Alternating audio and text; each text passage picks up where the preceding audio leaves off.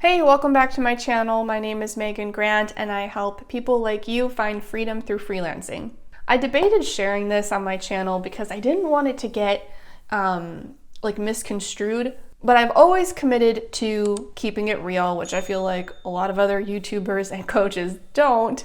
They tell you all the pretty parts of owning a business to kind of get you amped up, usually because they're trying to sell you something. That makes me feel icky. I have to share the not so pretty parts, even if it means fewer people are going to join my program. At least I'll be able to sleep at night. So here goes. Over the last year, maybe, I've gotten really bored with parts of what I do for a living. Definitely not all of it. If you're new here, I'm a writer. I've been a freelance writer for a very long time. That is still my greatest passion in this lifetime, and I can't imagine that ever changing. But more and more, I'm having these moments where I'm like, is this it? And that one question spirals into this whole internal debate, because part of me is like, Megan, what do you mean, is this it? My life is amazing. I have so much to be grateful for. I'm more financially stable than I've ever been. So I almost feel like I'm being greedy and ungrateful, and that certainly isn't my intention. But the other side of me gets stuck in this place where I'm like, is this what you want to do for the rest of your life? Sit at a desk and write blogs all day? And that doubt comes from this place of, I think I've said this before on this channel, I want to move mountains. I want to move mountains. That was why I originally built my program, Revenue Spark. I saw a need for this program. The biggest struggle that freelancers have, hands down, is landing clients. And that's something that I figured out how to do very well. So I built this program with that as, it's kind of at the center of my program. And my goal has always been to help as many people as I possibly can, both in my program and on this channel. There's a bigger purpose there. And when I see the people in my program land that next client, and you see the elation and the sense of empowerment and the accomplishment that they feel, I'm getting goosebumps talking about it. That's why I do this. That is the biggest source of joy for me. My joy comes from their joy. But my content agency, I'll admit, I'm a little restless. It's not that I don't enjoy the work, because I do. And just because I've been doing it for a very long time and because I love it, I'm very good at it. I think this is happening because I've done so much work on myself since the pandemic. Like most businesses, mine took a real hit at the beginning of the pandemic. I lost a good majority of my clients, all of whom came back, thankfully. My business almost tanked, and then it slingshotted back up and grew to be even bigger than where it was before. But still, there was this gap where my business got very quiet and very slow, and I had a lot of free time on my hands.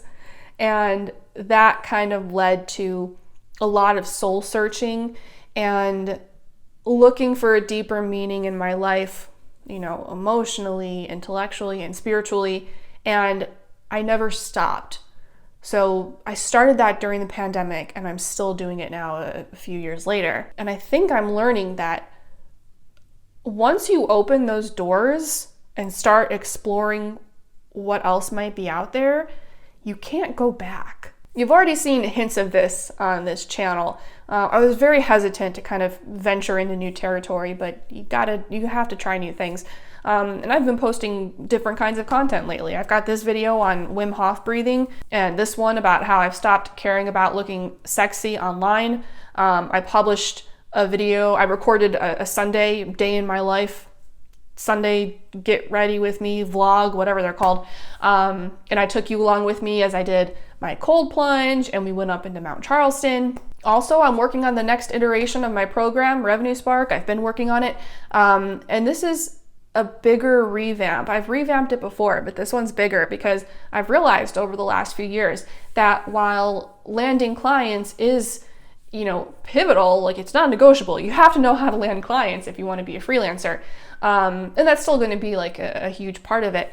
But I realized that we meaning freelancers, We don't start these businesses just so that we can work more and make more money. We become freelancers because we want the freedom and the flexibility that 9-to-5 jobs don't typically offer. So only teaching you how to land clients, that's one piece of the puzzle. It's a big piece, but it's still only one. That's why I'm expanding my program to cover a little more territory. Maybe you can relate to this if you're a freelancer.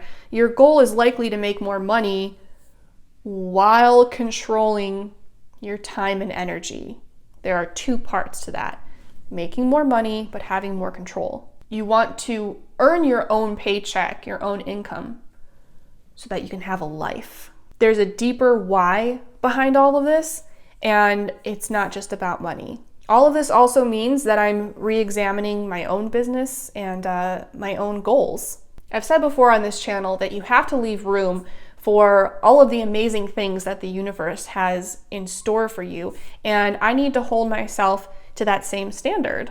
I know that in this lifetime, I want to get closer to consciousness.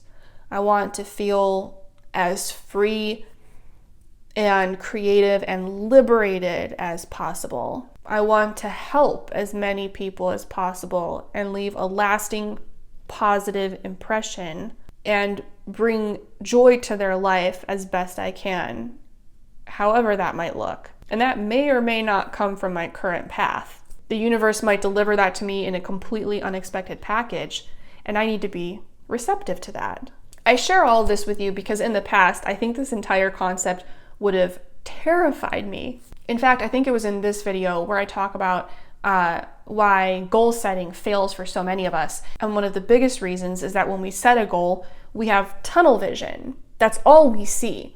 And I don't know about you, but I was taught that that's how it's supposed to be. That if you want to achieve your goals, you have to be laser focused on this one thing and nothing else. But the downside of that is that when you do that, you have it in your mind that the only acceptable outcome, the only thing that will make you happy, is reaching that goal. And if you don't reach that goal, you're a failure and everything you did was a waste of your time. Meanwhile, the universe is over here like, hey, look over here, I have all this amazing stuff. And we go, no, that's not my goal, don't care. And we miss out. So what I'm working on lately, and you might find this helpful yourself, is being even more open to new possibilities, especially ones that look nothing like anything I've ever thought doing. I've been poking around other business opportunities, trying new things, just playing. I haven't seriously pursued anything yet because I haven't found a thing that I want to seriously pursue. I've looked into becoming a death doula. I talked to my husband about buying chickens. I'm doing a lot more video creation for my clients, like scripting and recording, to the point where I'm going to add that as an actual service within my company, which I never did. My focus has been blogging and SEO.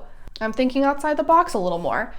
With my program, with Revenue Spark, I don't feel restless with that. I'm very happy with where it's going, and I'm good there, and I still, like I said earlier, I feel like a greater sense of purpose. I know I'm not the only person going through this. In fact, I was talking to a very good friend of mine, and she expressed something similar. She's at this point where she's kind of reevaluating if she wants to keep doing what she's been doing. And that's such a scary concept, changing paths completely, because you invest, so much of your time and energy and knowledge into becoming one thing, and then suddenly you're talking about leaving that path for another one, and that's scary. But we need to normalize changing paths. If you find yourself consistently feeling restless and unfulfilled, like you're not living your purpose anymore, you don't have to suck it up and deal with it. Your life is more valuable than that. Now, I want to be clear, every job has its boring parts. Every day can't be a party. But if it's a pattern where more often than not, you're like, what am I even doing with my life? Then it's time to, take a step back and re-examine all of this. I feel like someone's going to come for me in the comments, so I just want to be very clear on this. I want to acknowledge that I understand if, for example, you're at a 9-to-5 and you're miserable. A lot of people aren't in the position financially where they can just be like, well, I quit and go do something else. I also acknowledge that I absolutely have a certain degree of privilege. Additionally, I would like to point out that if your goal in this lifetime is not to move mountains, like I said earlier, that's perfectly okay. If you work at the McDonald's drive-thru and you feel good about what you do, rock on. Everyone's definition of fulfillment is different. That's also one of the reasons why I've stopped talking to freelancers about how to help them make 5 figures a month. Who cares? You don't need to make 5 figures a month to be very financially secure. A lot of freelancers don't care about that. My point, though, is that your time on this planet in this lifetime is too precious to be anything other than fulfilled.